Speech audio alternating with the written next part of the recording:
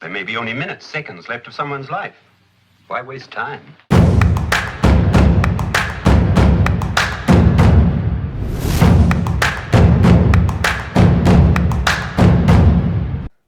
Hello, fellow aviators. Welcome to JPL Aviation, where leadership and aviation take off.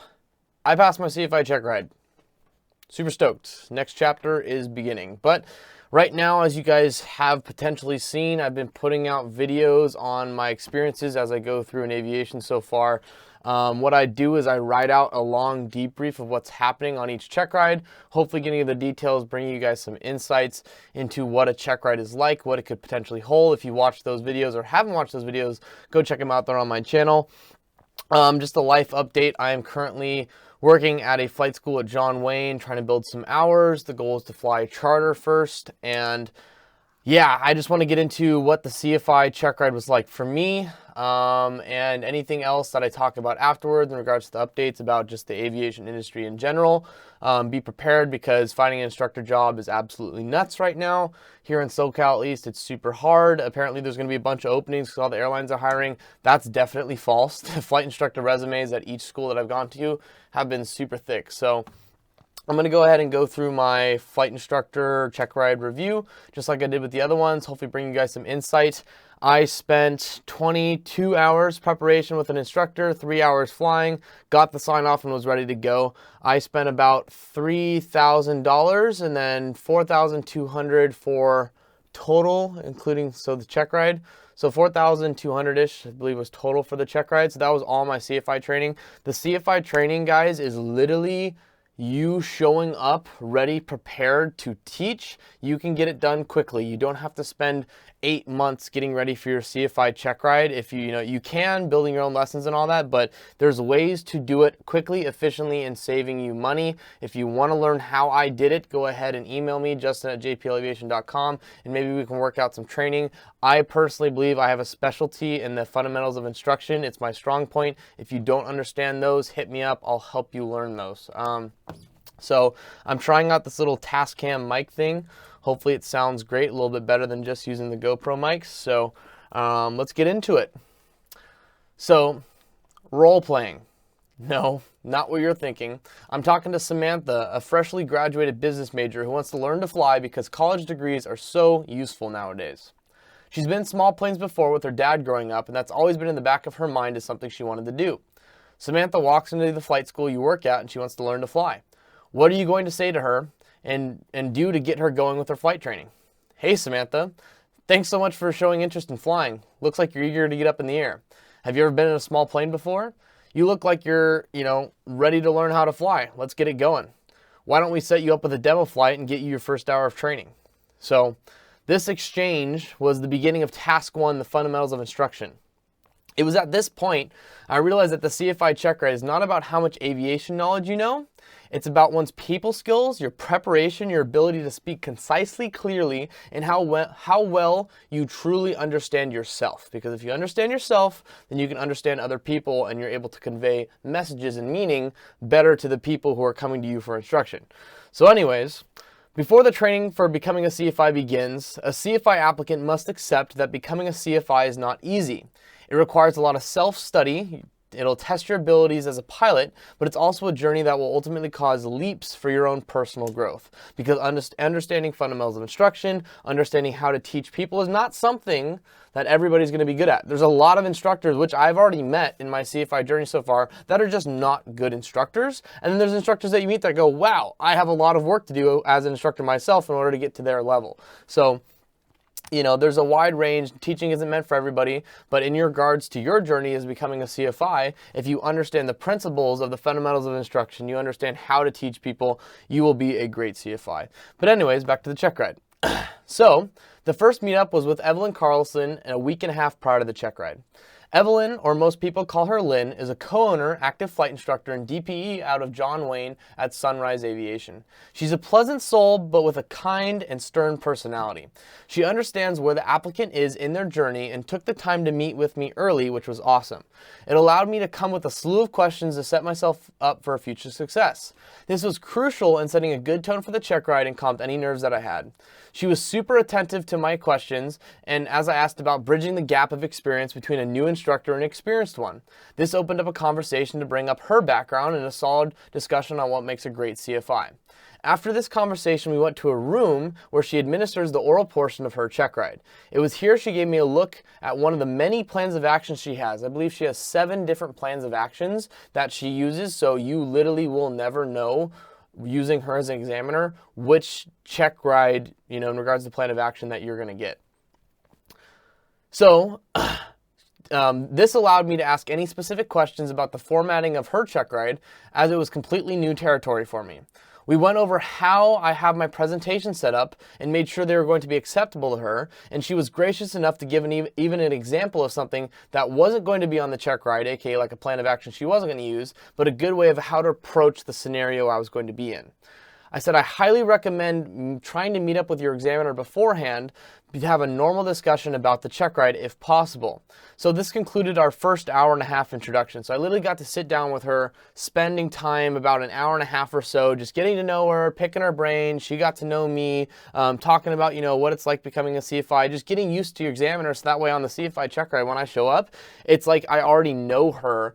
And what was kind of funny is like she actually kind of looks like my grandma, and so I just came into the mentality of like, oh, I'm just gonna go flying with my grandma and teach my grandma about aviation. So that's a little personal note, but for me that kind of set the tone for a check ride of like the level that you have to also teach at, is just the simplified version of everything that you're teaching. So anyways, the next week came by quickly, and it was already June 27th, the day before my check ride.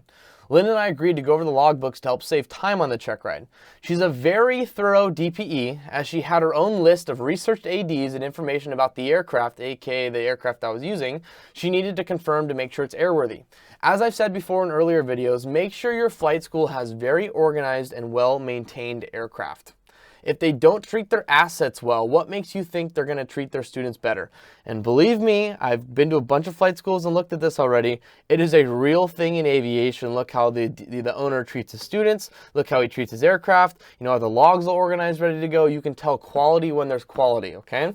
So I was very fortunate that Horton Aviation, the company who I did my check ride with, does a fantastic job maintaining the logbooks, and Scott, the owner, spent an hour or so of his time meeting up with me beforehand to go over the logbooks and all pertinent ADs, which turned out to be very useful knowledge in the first meetup with Lyn.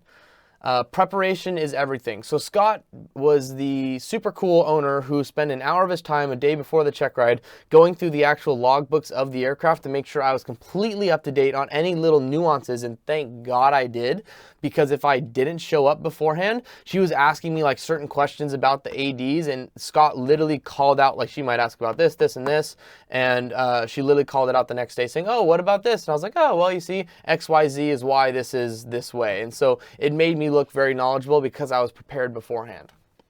So also though, when I say the word, the name Lyn Carlson, for a lot of you, as I have talked to many different people beforehand, it is not a very good topic of conversation. A lot of people had very bad experiences with her, and so they don't use her as a DPE. But for me, as an applicant, I purposely went to go to her because I knew it would be a challenge, and I was right. But let's talk about it at first, okay? So I would like to discuss the elephant in the room about Lyn Carlson's reputation in the industry as a DPE, as it had to do with my mindset about choosing a DPE in the SoCal area. I'm a very transparent person, and my goal is to make this a transparent channel as I document my process through my training up to this point. There was not one person that I found that could say a good thing about her among more than 15 references I asked about her that directly knew her or have interacted with her. I even went online to the Reddit flying community shout out /art flying community, right? And on the flying thread, and even online, people said to avoid her like the plague. I said the reason she was chosen to be my DPE was because my instructor had a good relationship with her and he knew she was thorough. Despite all the backlash I had about her, I'm just putting this on the table now, I realized at the end of the day I should trust my instructor, and if she fails that many people, it's not something I should be afraid of, it's something I should run to head on and defeat the challenge. Don't ever let doubt or other people who aren't the same breed as you sway from picking up the biggest burden you can and walk forward with it. On that note, I want to be the first to say that Lyn Carlson is a very wise and experienced aviator with a mind that is sharp as a tack. She thinks in 3 dimensions, analyzing and picking apart every angle of my presentations that I gave if there happens to be any deficiency. Lyn, Lyn analyzed my knowledge test report and compared the specific questions I missed to other applicants in her past check rides, looking for patterns of wrong questions where the FAA may not be effective in traditional assessments, okay? She literally looked at my knowledge test report and compared it to other people who have taken the same tests and noticed trends of, oh, you got this PLT code wrong, they've been getting these PLT codes wrong. Obviously, there may be something wrong with the question if everybody's consistently getting these questions wrong. That is the level that she cares about this industry. She personally writes letters to the FAA on every material she finds to be concerning to help make the industry a better place. She took pictures of every drawing I did during the oral because she believes the drawings may help future students and or gains new insightful ways to teach things for her own students. The tact it takes to be a facilitator of this level of care is admirable. She keeps a record of things that most people would disregard as insignificant and finds the joy in what she does where others lose it. In conclusion, most people viewed the interactions they had with her and their failures or passings and the criticism they got in her analytical thinking as a very black and white perspective, but she provides much more meaning than that. I've found it is only with the true understanding of the future for each applicant, including myself, that you can see her as the kind, helpful teacher that she is. So if Lyn's watching this, thank you for the service that you provided to the industry, because I can tell how much you actually care about the people that are coming through and your heart. And she was hard on people in order to get them to be better. And it makes the industry better when we have people like her in it. So, you know, shoot out in the comments if you've had experiences with her. But this is just my transparent reality of what my life was like leading up to this check ride, because it was very, you know, anxiety filled, anxious, having to talk to everybody and be like, oh, wow, you know, there's a lot of negative things being said. So, you know, a lot of people crying on the ramp, apparently. So that's just the real experience I had. If you guys had any different experiences, let me know. But anyways, let's talk about the actual check ride now. To start the check ride, my check ride began at 9 a.m. on June 28th, 2021. I arrived 20 minutes early to make sure all my instructional aids were working.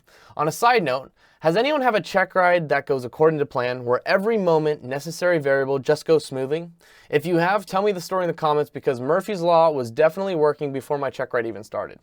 The way I have my presentations laid out is I have a lecture method keynote presentation and the PTS with all my notes in it and an actual lesson plan on my iPad. All throughout my CFI training with Dan Ramirez at Horton Aviation, I use the TVs in the ACI jet lobby to present my keynote presentations. The last week and a half of my training with Dan consisted of flying, so I didn't use the conference rooms. My point being, I showed up on the day of my check ride and the conference room TVs had all been taken out, disassembled, and new TVs installed that were completely inoperative. I figured this out now 15 minutes before Lyn is supposed to show up. A little bit of anxiety sets in as now I realize that I'm only going to be able to use my keynote presentations on my computer, which is an inconvenience but not a deal breaker, but it's still a major inconvenience. I calm myself down and get doing what I need to do. I laid out all of my materials on the table with my markers, erasers, and mini airplane neatly laid out ready to go. I placed her $1,200 envelope and all required paperwork where I would like her to sit as I give my presentations. Do mind, I made sure a week prior I had reserved the conference room all day and also following Wednesday in case things did not go as planned. I double checked throughout the week to make sure the room was going to be actively reserved, because sometimes ACI isn't always on it, with a whiteboard in it to the annoyance of the people at the front desk. My final preparation was to quickly make a weight and balance for the aircraft on paper for Lyn and I.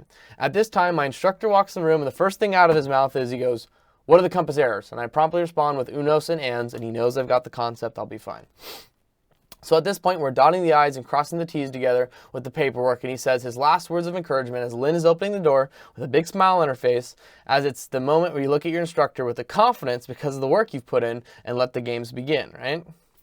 So, Section 1, the Pilot's Bill of Rights, Plan of Action, and Fundamentals of Instruction. The check ride began with the Pilot's Bill of Rights. The normal procedure in any check ride, as for a CFI applicant, I definitely knew the drill. Lyn asked me if I was familiar with all the normal documents she had to read, and I gave her consent to continue with my understanding of them. After getting through the normal introductions that the FAA requires, Lyn told me her plan of action, how we were going to break down the check ride. Each section was to start with the required items. This made it easy for me to be prepared for what was to come for each section. If there was ever a pause between sections, I knew to just have the mandatory task ready to go for when we returned.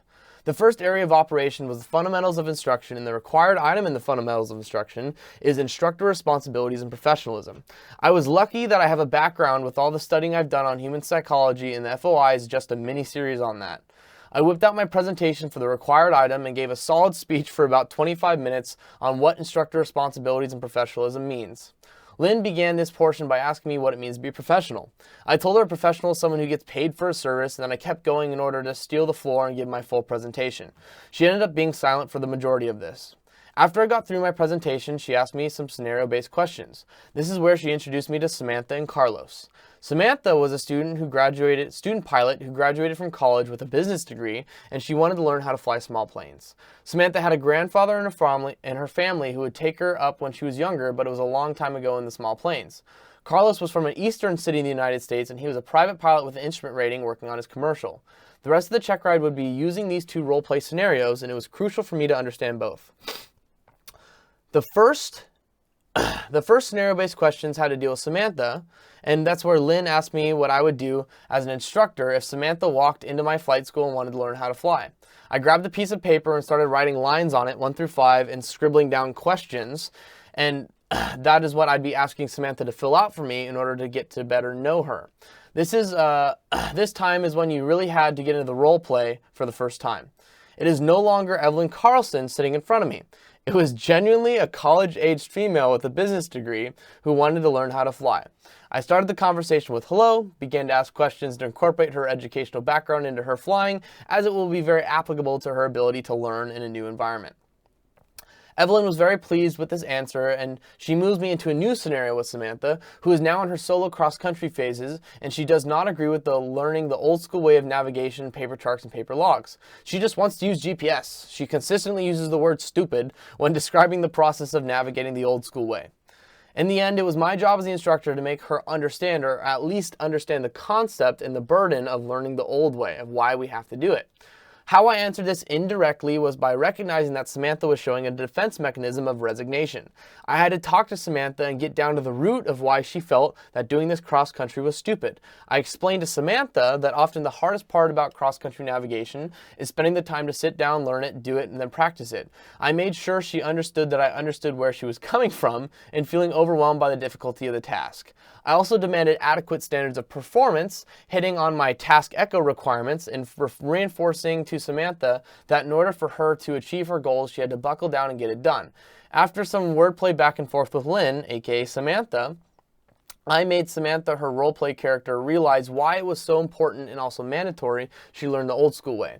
Lyn saw how well I interacted with Samantha, and I'm estimating she chose human behavior and effective communication to see if I truly understood the tools in which to effectively communicate as I observed her behavior. So it all kind of weaved into each other, all right? So at this point, you hear me keep mentioning Samantha. By Samantha, I mean it's literally Lyn in complete roleplay acting as a college graduate named Samantha, and there was no breaking that. I had a moment when she chose Task A in the FOIs because this lesson was my favorite to discuss, as it allows the conversation to become personal and lets me also dissect where the examiner is at mentally. Every check ride you take is a game. There's a winning team and a loser. Either you walk away at the end of the day joining the winning team, or you go home as a loser because your preparation and competency was not at the level to which you were able to demonstrate excellence. I hope you understood that the DPE never loses, so don't try to be more than you are. If you want to strive for excellence just like I do and need help putting together your CFI materials just like I did to pass my CFI ride in one day on the first try, drop me a comment below, hit me up on my email, justin@jplaviation.com, and we'll set something up to get you on your way. I understand that I can't sign you off right now to go take check rides, but I can definitely help you get prepared for your CFI check ride, okay? So I honestly had a hard time even figuring out where to start when it comes to preparing for a CFI check ride, but with the methods I used, I ended up spending only $4,000, including $1,200 check ride fee, just like I told you guys about. So anyways, back to Task A. Human behavior and effective communication is fun because you talk about the hierarchy of needs, defense mechanisms, source, symbol, and receivers, and what are some barriers between them, and much more. I dropped my PowerPoint presentation on this one and just completely ad-libbed off the PTS because I was very confident what I was speaking about. This is another tactic. If you have your presentation all laid out, can you just turn off that presentation and go? If you don't have that ability yet, you're probably not at the instructor level. Anyways. So after completing this task and asking Lyn if she had any questions, she then had more scenario-based questions for me to answer, this time about Carlos. Lyn began. Carlos is a new student of yours as he's looking to obtain his commercial license. You have no idea how well this guy can fly, so you take him up for an intro flight just to see where he's at with the skill level. You ask Carlos to demonstrate a power on stall. He slows the aircraft down to a VX speed, adds some power, and pulls back on the stick. However, as Carlos is pulling back on the stick right before the moment of stall, he instantly panics and adds left aileron. Full left rudder, and you enter a... And I go, spin! And she goes... with this little smile on her face. I said enthusiastically, and she was pleased I wasn't a dum-dum. Lyn asked how I would handle this situation in the air, and also when we got back on the ground. I promptly explained my takeover of the controls and the spin recovery pair. This wasn't as important as how I handled the client on the ground. Once again, we're talking about the fundamentals of instruction. I explained to Lyn that I would have two approaches, as this may be a coaxing a groundhog out of its hole scenario. Clearly, Carlos was afraid of stalls and overreacted, but I needed to enter the conversation gently. I said, "Hey Carlos, I think we had a great flight today and you did really well in your steep turns, but there was one part of the flight that we entered, an unusual attitude. Can you walk me through what you saw during it?" I then explained to Lyn he would either slowly start to speak or shut down, and then I went the shutdown route. I said, "All right, let's go ahead and put the plane away and we'll debrief in the lobby after we grab some snacks about our flight. I'll meet you in there." So I explained how giving the student time to cope was important as well, because he may be in just as much shock as he was when it initially happened. After entering the lobby with Carlos, I would slowly start asking him about what happened. I walked through with him what his control inputs were to cause that. I then got a bit deeper and asked about how he felt about the stalls. Carlos told me that when he first did stalls with his instructor, the same thing happened and he's been hesitant to do them ever since. Lyn asked me, what would you do with Carlos to get him past his fear? I realize this is a very important question because the FOIs don't necessarily prepare you for a situation like this. I explained to Carlos that in order to achieve his goals as a commercial pilot, he has to become proficient with stalls, and he will be required to do them. However, we're going to start our next lesson by going to the practice area and slowly entering a 4-degree pitch-up attitude and holding it. Maybe the next time we'll do an 8-degree pitch-up attitude. Slowly until the point where we can break the critical angle of attack using exposure therapy to get him past his fear. Lyn was very happy with both of my answers to her scenario, and about an hour and a half later since the check ride began, I was through with the FOIs. Following a short break after the FOIs comes the technical subject areas. So it's at this point, we have a little bit to go, so hang in there. If you need to pause right now, pause. But first subscribe before you go pause if you're not yet. Statistics say that most people aren't subscribed when they watch YouTube videos. If you're not subscribed yet, make sure you subscribe to the channel. Cool? Let's get into it next. Welcome back if you just unpaused. Are you dreading certain areas of the check ride due to lack of confidence and proficiency in your presentations? So the technical subjects can be a doozy if, for example, you get picked to present about airspace or weight and balance. However, I've come to realize that in areas you dread or know you are lacking proficiency in are often the areas that when you truly understand them, it will give you profound confidence and understanding. If you need help, shoot me an email with an area of operation you are not crisp at presenting, and let's schedule a meeting to get you proficient. You can email me at justin@jplaviation.com. So just as Lyn said, we started with the areas of operation that were required for this section: runway incursion avoidance, logbook entries, certificate endorsements. Runway incursion avoidance is the most crucial to be able to flow to talk about. So when you're talking about runway incursion avoidance, if you are smooth with it, that is very important. Flow talking, what I'm talking about, when you're talking in a flow, is when you equate experiences you've had to the concepts of material you're presenting to create a uniform presentation that is easy to listen to and exciting for the learner. Combine this flow with a solid presentation hitting your AVK, audio, visual, and kinesthetic needs of the learner, and you will blow the examiner away.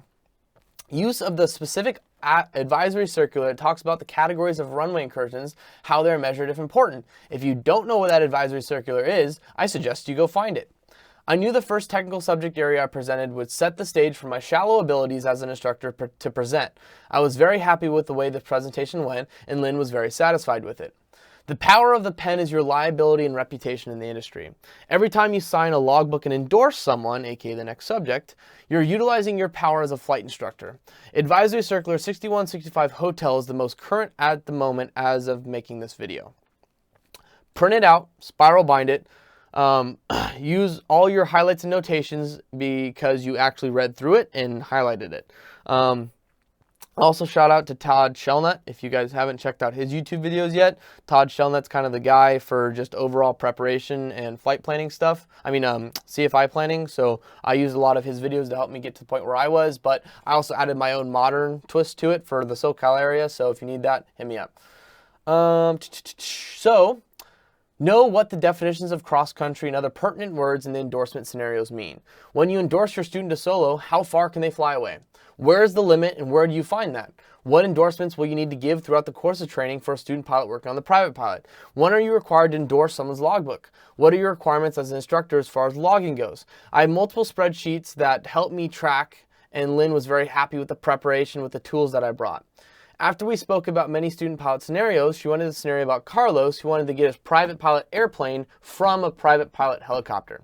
So, what are the requirements he needs to get hour-wise? How many hours dual given? How many hours solo? I used a great spreadsheet for the private pilot and commercial pilot with details all the hours and types of hours needed for each rating.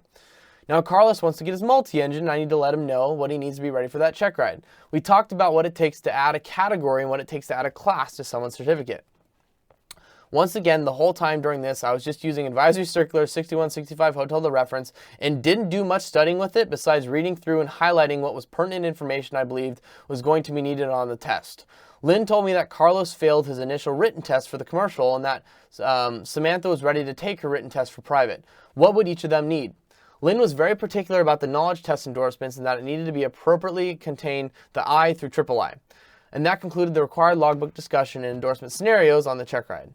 Now, once again, I can tell you about my experience, and you may sit there and think, I'm going to do that, but without proper instruction, you will not deliver the best product you can. Once again, if you're a go-getter and you want to ace your CFI check ride, hit me up, I can help, I promise. All right? Last technical subject area was chosen to be night operations with a helpful suggestion from me because Lyn was looking at my deficiencies on the knowledge test and was slow to choose one that correctly correlated with a technical subject area. I was quite stoked because I knew this technical subject area well, and it wasn't a very long one like example for flight planning that may have taken 3 hours just to cover all the material that goes into a flight plan. I had 20 slides on my PowerPoint presentation in which I talked about the difficulties of night flying, some potential illusions, and the anatomy of the eye connecting why humans can't see well at night. So, Lyn has a background of master's, I believe, in, she's a nurse, master's in nursing. So, would you pick aeromedical factors with someone who has a master's in nursing? Probably not. You're just a dumb pilot. You don't know much about aeromedical factors, but the person who's giving your check ride does. So, know the background of your examiner helps to not pick something that they're really good at because they could easily tear you apart in it, right? So, anyways, back to my point, is that I was quite stoked that I knew the technical subject area pretty well, but then the one part of the anatomy of the eye connecting why humans can't see well at night. So, Lyn, having an extensive background as a nurse, that's what she did back and forth with aviation for a while. During some of our exchanges about the anatomy of the eyes, she told me about the chemical rhodopsin, which is what actually makes the iris of the eye open and close in a general sense. And by told, I mean she asked me what actually makes the iris of the eye open and close. And I was like, I don't know. And so I looked in the PAC, couldn't find it. And he goes, oh, it's actually a chemical called rhodopsin. So she stumped me on that for a little bit. Took my L. But when you walk into a room with a bright light, it burns away all the rhodopsin, and that's why you're temporarily blinded until your eyes adjust back to normal. If that's wrong, I'm sorry, but that's what I was told. So upon arrival at my last slide, which talked about the dilemma of you're flying along at night and lose your engine, do you land in a lighted area or unlighted area and why? This opened a good discussion with Lyn, who role-played as Samantha, and we talked about the hazards of each potential spot, picking lighted versus unlighted. Also another cool topic of discussion in the comments, do you land in a lighted area or an unlighted area and what's your reasoning? So the technical subject areas were through, and this was about hour 4 when we took a lunch break. Re-entering the room, it was time for a pre-flight preparation lesson in which Lyn selected for me to teach the operation of systems and specifically the propeller and engine. At this point in the check ride, your brain is starting to get a little bit tired from teaching. You got to push through. I explained the aerodynamics of the propeller, how it produces lift, including why the propeller is twisted. I talked in general about the engine specifications and how the engine produces power. I normally have full presentations on the entire subject area like I did for operation of systems, but I didn't have the sufficient slides to present the entirety of the information specific specifically on the propeller and the engine. There was one gotcha for me because flying the DA-40, which is a fuel-injected engine, I blanked out on what actually got the air into the cylinders. I knew there was an engine-driven pump, a fuel air control unit, and a fuel manifold valve, all coming from the photographic memory from figure 7-13 from the PHAC, which she didn't like me saying the word manifold. Even though on the PHAC it says manifold, but she didn't like that. The fuel distributor is the better word to use. She wanted me to call what the PHAC calls a manifold a fuel distributor, like I just said. So on this topic, it opened the discussion about how the air and the fuel get into the cylinders with the fuel-injected engine. I lost my train of thought on the presentation, and as her and I went back and forth with topics about the engine. Through some miscommunication, I realized that the air induction, I didn't remember to say that there's a manifold which brings the air into the cylinders, and the throttle valve is located in the manifold. So she found a weak area on my ride. I understood the overall process of how a fuel-injected system works, but was unable to accurately explain it in the terms Lyn was looking for. The specific details of it, which I totally should have known, Lyn was questioned. Luckily, up until this point, everything went very well, and me not knowing the name of a manifold was not a failure item. I knew it was like some tubing, but I didn't know it was called a manifold. Was not a failure item, but a realization of what to study more. So I can thoroughly explain now what a fuel-injected system does and how it works, just because after that check ride, my head was in a book. So maneuvering through the check ride using your words to induce logic into the person in front of you is not as easy as it seems, especially when you're teaching maneuver lessons. See what I did there? The next hiccup on my check ride was contained in this section. My preparation for maneuver lessons were not as thorough as it could have been, mostly because I understood the dynamic nature of teaching maneuvers. Lyn asked me to teach steep turns to Carlos, but not just telling the nature of teaching the maneuvers, aka the procedures. So I began to go into the aerodynamics of a steep turn and why the control inputs are, what you put in. I talked about adverse yaw, turning tendencies, and why you need more rudder in certain directions of turn. However, when it came time to draw the 4 forces of flight, in which I accurately did, she posed me the question. Here we go. What makes an aircraft turn? And this is where the roundabout of the discussion began. I started saying by inducing bank, you're tilting the total lift, dividing into vertical and horizontal components, and horizontal component is what makes the aircraft turn. She didn't like the answer. I mentally began picking apart the question from every angle, incorporating all aspects of the flight controls to try and figure it out. I referenced the PHAC and brought up the quote, "The horizontal component of lift is the force that pulls the aircraft from a straight flight path to make it a turn." That's the actual quote. She then guides me to the answer of the relative wind. She goes, no. She then guides me to the answer of the relative wind is what actually makes the aircraft turn. I saw her logic on how she did it and was just grateful she didn't count it as a fail. So I was basically showing her the PHAC of saying horizontal component of lift makes the aircraft turn, but it's more of the weather-cocking tendencies of the aircraft that actually make it turn, which I understood. So I was explaining, I was just going after what the PHAC said, and then we concluded the oral portion after about 6.5, 7 hours.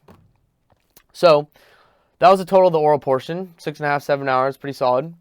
The flight portion is next, and we got about a page and a half left, so bear with me, guys. The flight portion started with a thorough brief on the ground talking about what was to come. The applicable section, Section 5, for pre-flight procedures contains all things you are going to do, like pre-flight, engine start, before takeoff check, and cockpit management. I told I was going to teach starting the engine to Samantha, and she was going to be watching for the rest of the section to see if I performed to standards. After arriving to the plane, I did a very thorough pre-flight with Lyn, asking questions about the aircraft components that they're part of the pre-flight inspection. For the DA-40 pre-flight checklist, the part Complete Exterior Inspection says to refer to the POH pages, which I had copied and laminated, ready to use, which I was happy I did because she asked me a lot of questions about the pre-flight. The red dots on the tire and the rim, according to my knowledge, were slip marks, and she wanted me to explain what those were because she didn't know. She honestly didn't know. I explained they were there to tell if the tire tube has potentially been damaged if it was moved from alignment, stops the wobbling. A few more questions about why tanks are vented and which attachments on the plane are for what. Then after that, we hopped inside the aircraft and I called the ATIS. So very thorough pre-flight. She was over my shoulder the whole time, looking over everything, asking questions about nearly everything. And I printed out and laminated the checklist specifically for the pre-flight inspection on the aircraft because the ones provided by the school didn't actually have like the full pre-flight. Just that extra little knowledge is very, very good. So Lyn went into her role-playing mode as I taught Samantha how to properly start the fuel-injected engine as Lyn stumbled through which lever was which, sometimes grabbing the wrong one and I having to correct Samantha. After a few flip switches and move levers, the engine roared to life and Lyn broke character saying, "All right, good job, your controls now."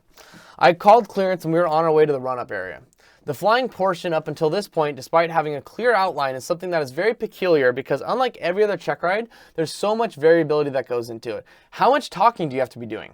When your DPE has the controls, how much do you let them mess up before you become a grabby grabberton, aka Todd Shellnutt's quote, to quote Todd, right? This is something I was concerned about before we flew, so I discussed with Lyn my concerns, and she gave me not a detailed answer, but just enough to let me know what she was looking for as far as instructing goes. But even then, your best judgment must be used at all times, aka just be a CFI. After completing the run-up with a thorough departure, safety, and passenger briefing, I then taxied to 20 left for a left 080 departure. I was to instruct Samantha on how to do a short field takeoff. So on the long taxi roll down to Charlie to Kilo, I gave a big speech on how to do a short field takeoff, incorporating the procedures, any, airspeeds, control inputs, all of it, right? And at the end of it, I asked, "Do you understand?" Lyn goes, "Yes." And then I said, "What speed do we rotate at?" And she commented, she said 55. And she commented as we were pulling up to Kilo, holding short 20 left, that she liked how I asked that very pointed question about an important element of the procedure. So Lyn flew the takeoff with excessive right rudder all the way up to 100 feet after liftoff as I was instructing her through. Upon completion of the takeoff check, we were outbound on a 080 to 2,500 feet to do 8s on pylons. The CFI PTS contains section 7-13 and requires maneuvers to be done and evaluated in the flight, the first of which was going to be teaching Carlos how to do 8s on pylons. Due to the congested areas, height restrictions, it was difficult to find 8s on pylons points that Lyn agreed with. However, eventually I was able to find an area that met all the rules needed to do some lower altitude maneuvering. Upon completion of talking through 8s on pylons, next was to teach Samantha how to climb in reference to instruments as we got to a better altitude to do maneuvers. I talked about pitch, power, and trim and what rudders needed in a climb. It was a very brief maneuver which led to the altitude needed to perform chandelles, steep turns, slow flight, power off and power on stalls, and elevator trim stalls. She picked chandelles instead of lazy 8s. And they were very eventful, and I was more than happy as she picked chandelles instead of lazy 8s, just due to the level of difficulty that I was already experiencing at hand, and they went off very smoothly. So finding key reference points is crucial to any performance of maneuvering on the check ride. Lastly, I was to teach Carlos about how to do steep turns. I set the bank angle and talked my way through the maneuver as we proceeded to do the demonstration performance method to a T, and thoroughly as Lyn was role-playing as Carlos. She ended up being in a diving steep turn in which I was trying to talk her through, but after we hit about 250 feet loss of altitude, I grabbed the controls from her and she liked the timing of when I chose to intervene. Let the DPE mess up to an extent, but then take it away when it starts to get out of control.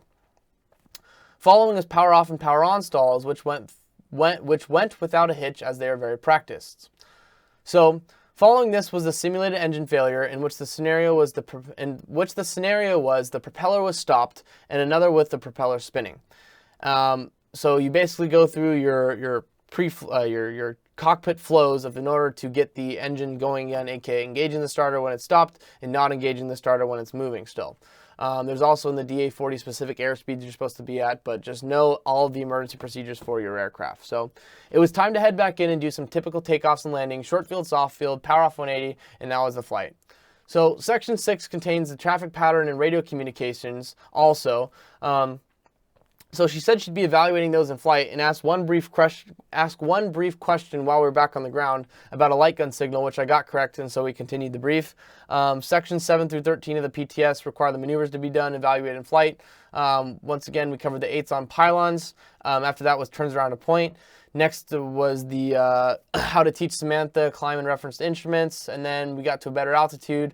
The chandelles, steep turns, slow flight, power off, power on, elevator trim stalls. Following that was the elevator, the simulated engine failure, the elevator trim stall, and after the takeoffs and landings, short field, soft field, power off 180, and that was the flight. So not much to note on the last takeoffs and landings, just nailed the crap out of them. On my short field landing, I literally called like where the black and the gray meet, which we practice a bunch, and I literally put the wheel like exactly on the spot, and she goes like, "Oh, that was really on the spot," and I was like, "Thanks."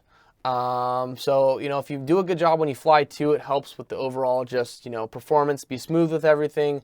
Don't try to go out of your way to really nail everything, because that's when you're going to mess up. Just fly the plane like you'd normally fly it, like a CFI, on target, on airspeed, on altitude. So,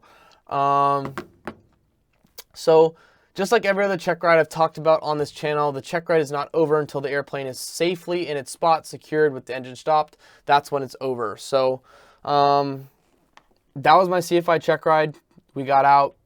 Lyn was like just making small talk, and I was like, yeah, okay. But she wanted basically to give me the ticket when we were done, and then she said, I was like, oh, congratulations, and that whole conversation ensued. So, yeah, you know, then I went job hunting for a while, and I had buddies that were job hunting too, and just nobody was hiring. You know, all these flight schools have way more instructors than they can deal with.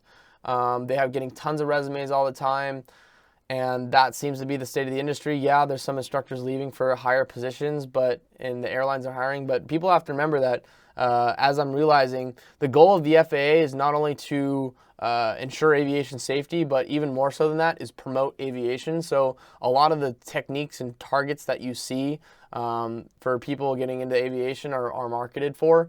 So, you know, oh, airline pilots are hiring, you know, airlines are hiring, and that's like a marketing thing to get people to come in. But as of right now, it seems pretty hard to find like a really good job.